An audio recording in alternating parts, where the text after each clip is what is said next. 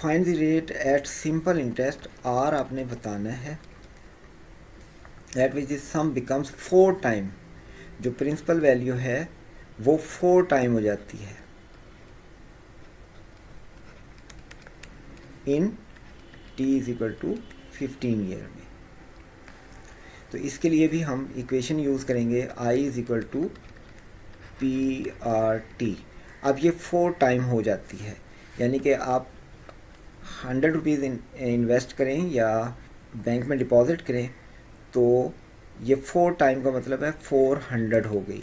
Interest कितना हुआ 300, तो 100 रुपीज़ प्लस 300 400 यानी कि 4 टाइम अमाउंट होगी। जब आप 100 रुपीज़ इन्वेस्ट करेंगे तो 300 प्रॉफिट होगा या इंटरेस्ट मिल होगा और वो टोटल मिलकर 400 होगा, जो कि 4 टाइम है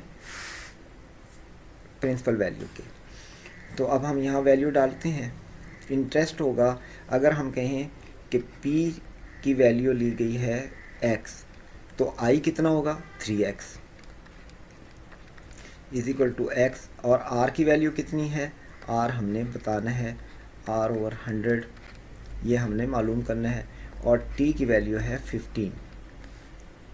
तो ये x से x कैंसिल हो गया, तो ये बन गया 300, 100 इधर जाकर मल्टीप्लाई हो गया over 15 is equal to R।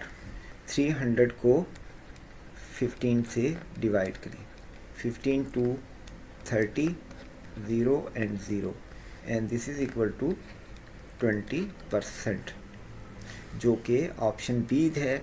इसलिए इस क्वेश्चन का करेक्ट आंसर है ऑप्शन बी।